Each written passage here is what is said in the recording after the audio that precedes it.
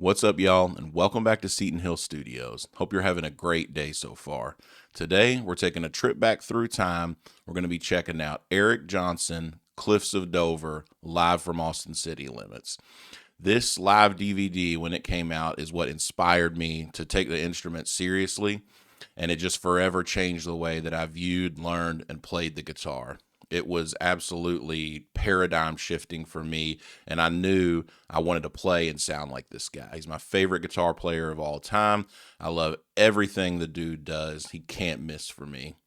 All right, y'all, I'm excited to get in and kind of relive it with you all. I haven't heard it in a while, so I'm coming in with a fresh set of ears and eyes, and every time I hear it, I have a new appreciation for it and catch something new. But before we get into it, a couple ways you guys can continue to support the channel. You can head on over to Patreon and become a member there, get access to all sorts of exclusive perks and features. If that doesn't work for you right here on YouTube, you can become a channel member, get access to your own set of exclusive perks and features with that. And as always, if you guys have a request and you want to make it a priority, guarantee that Steven or I will watch it and react to it. You can donate through Buy Me a Coffee. Never expected, always appreciated. You guys are the best. But without further ado, let's get into it.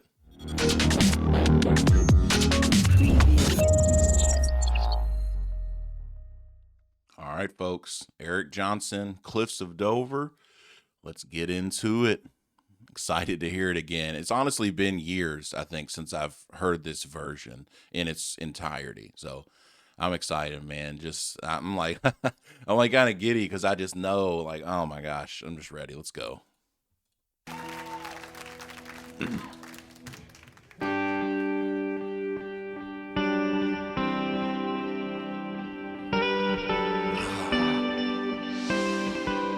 This tone is so good.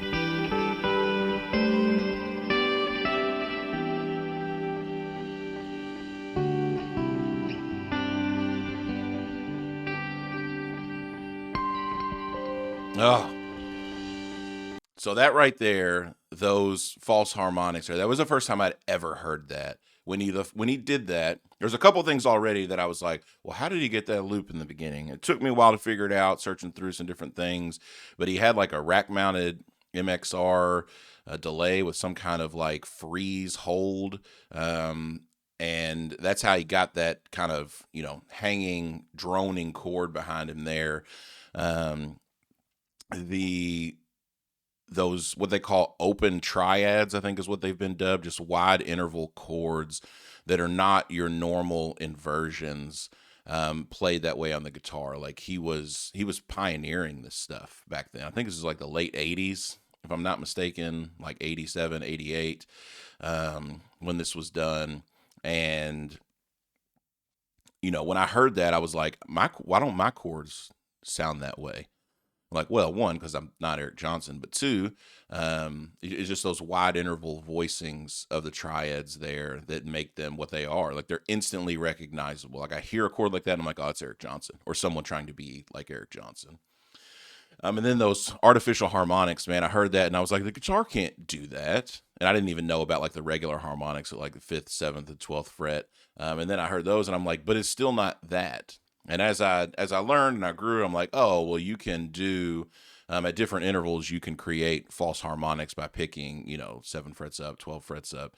You can do all these different things. And this just right. I mean, we're 30 seconds in. And as a teenager, I'm just like, what's even happening? And I had no idea what was coming next.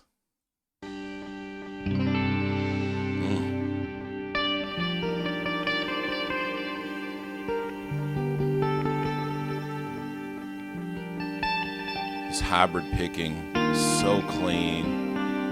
Can't even tell the difference between his pick attack and his fingers.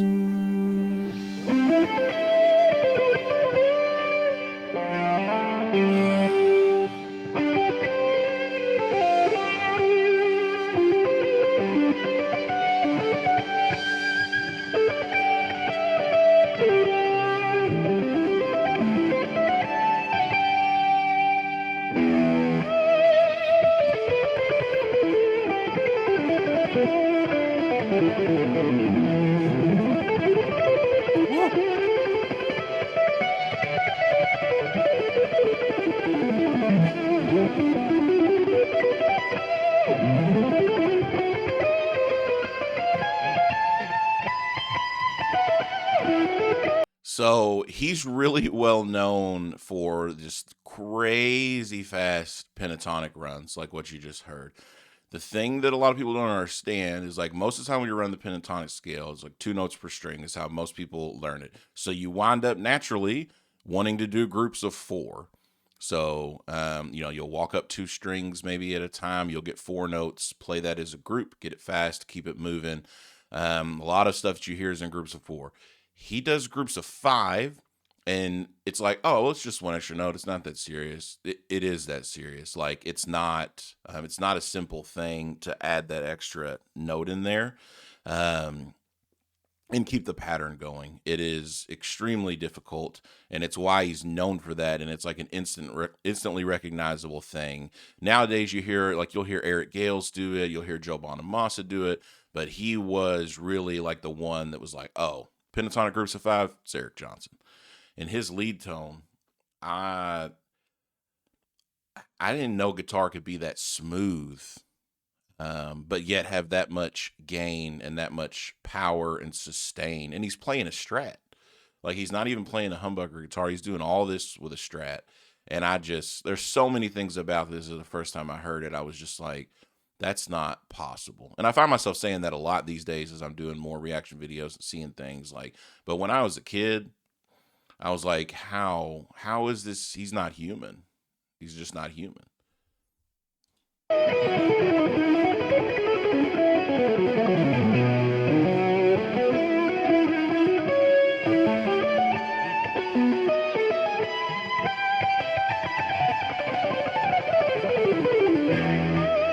Ah!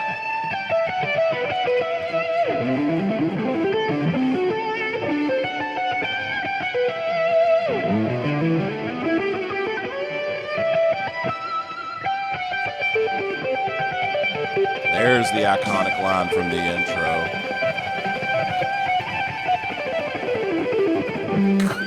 Lord. So you see that hook that kind of identifies Cliffs of Dover there. There's a lot going on. I mean, it's multiple strings, there's string skipping. He's doing all kinds of hybrid picking stuff, and it's so clean. I got to hear it again. I love that intro.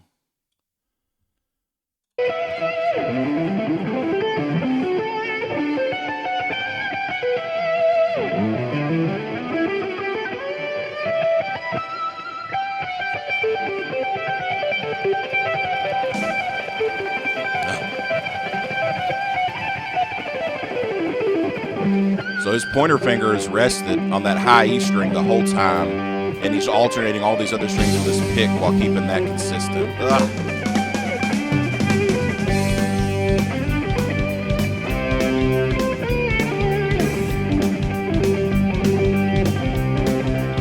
So happy, man.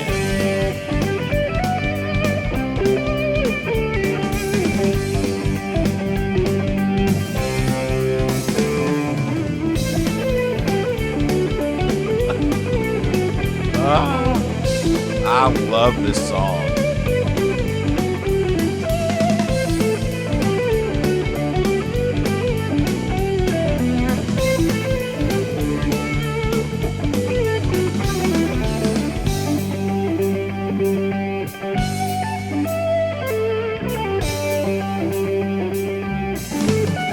His phrasing, man, it's like, and I didn't know he could sing at this point when I heard this song for the first time, and I'm like, he sounds like a singer. Like his phrasing has so many of these vocal qualities, and it's just so smooth and fluid. It sounds like somebody singing to me instead of playing the guitar. Find out later he can play piano, he can sing, he can play like thumb style, like Chet Atkins, Tommy Emmanuel style stuff. So he's a monster musician outside of the fact that he can absolutely shred the electric guitar. And so it makes sense why his phrasing would be so good. So many great hooks, so many great melodies, and they're just littered all throughout this song. I mean, I literally feel like every time I hear it, I'm like, I don't know if I remember that from before. And it's just like something new pops up and catches my attention every single time. Oh, there's a reason why he's my favorite. There's so much to unpack. Holy crap.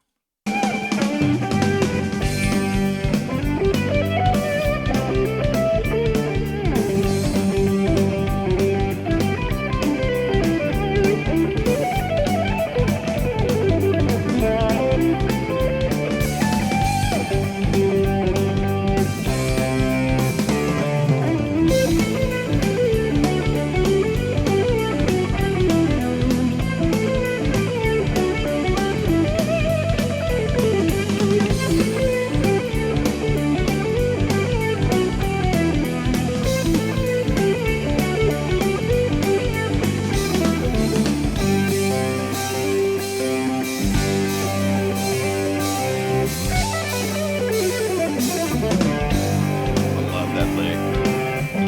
I hate that the camera moved away and I couldn't see it.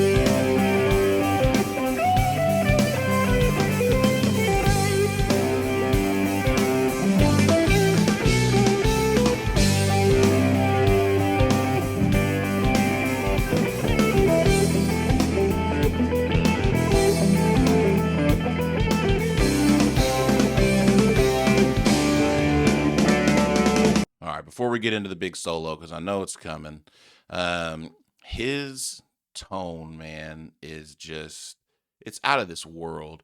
A lot of people can't find the balance in having like a round, fat sound on their high strings without making like the low end sound like super tubby and just really nasty and not good. His guitar sounds good from the first fret to the 21st or 22nd fret. I don't know how many frets are on that guitar.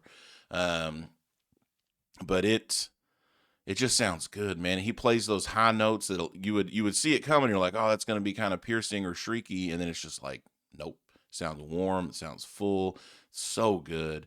And he's just all over the place. He's not just a vertical player. Like he's like a horizontal and diagonal player. Like he's all over the place with the fretboard and the way that he runs his licks. And he just, man, he's a monster. And this was like 30 something, 35 years ago or something. So I mean, like he's just always been good. Oh man. I'm pretty sure there's a big solo right here if I remember correctly. I'm gonna take it back.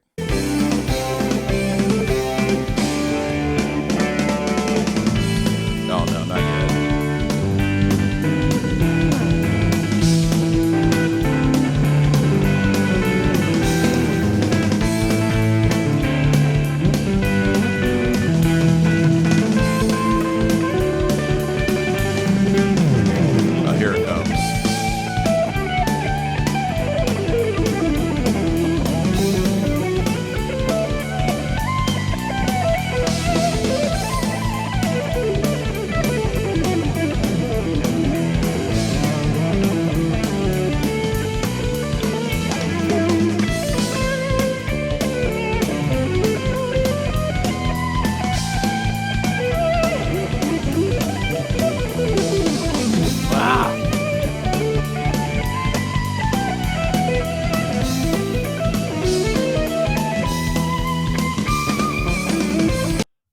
Oh boy. So I had just talked about how he's not really stuck in like a pentatonic box of just going up and down in the same patterns. Now he's playing pentatonic licks, but there's multiple shapes across the fretboard and he's just intertwining them all. He's all over the place, playing diagonally, running these crazy patterns so fast. I'd never really heard anybody play super fast like this. I hadn't really been introduced to Dream Theater yet, so I hadn't heard Petrucci. I hadn't seen the G3 where he was with Steve Vai, or Eric Johnson was with Steve Vai and Joe Satriani, so I hadn't really been introduced to those guys yet. And so like for me, and that's not to discount what's going on, he's playing insanely fast. But this was my first introduction to it, and I'm like, I'll never be able to play like that. I mean, and here we are, 25 years later, and I still can't play like him. I've gotten a lot better since then. But there's nobody like him. He's so unique. He's so good. His free. I want to watch the solo again. All right. I think I hit a little too far back, but it's all right. It's all worth listening to.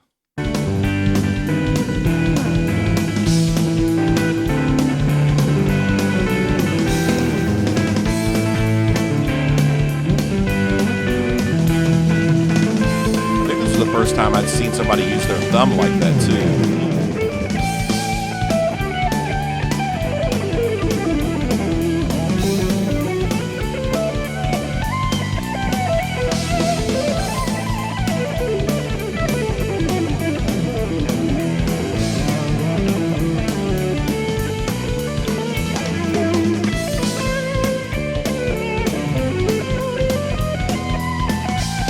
Way outlines the chords, man.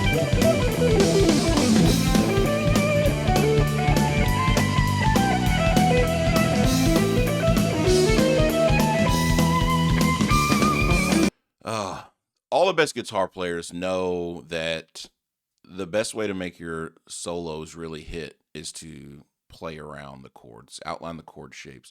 The only thing that's going there is the bass. So we can hear the root note of what's going on, but we can kind of musically infer what the chord is supposed to be, but we don't have to, because in his solos, he's outlining what the chords are. And it just hits, man. He's somehow outlining the chords while shredding my face off. And that's just why he's the best, man. That's why he's so good. Woo!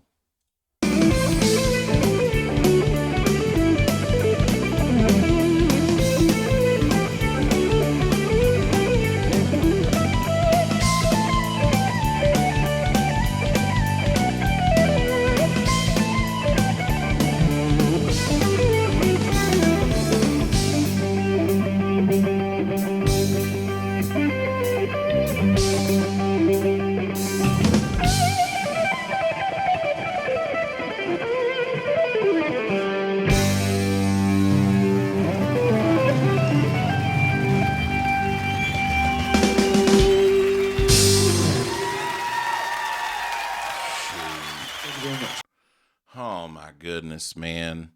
That felt good to revisit that, man. And he had a great band with him too. I think the bass player's name is Kyle Brock, and then the drummer had his name on his front kick drum head, Tommy Taylor. But they're beasts, man. That bass player's fingers got to be wore out. He was going nonstop the whole time, keeping that rhythm going. Oh man, what a song and what a performance. Holy, woo. Man, not quite the same as hearing it for the first time, but I tell you what, if I could take any trip back in time to relive something, there'd be a lot of things. But musically, I think this would be the one. I would want to hear this again for the first time. Even hearing it after several years is just like, wow, it's just a new appreciation for how good he is, how good the band he had with him. They've been playing together for years off and on. I've seen a bunch of different live performances of him where they'll be kind of in and out. And so like these three guys have been doing it together for a while, and they're super tight. The drummer and the bass player, super talented. Obviously, Eric Johnson stole the show. It's been, 25-ish years probably since I heard this song for the first time, and my face is just melted.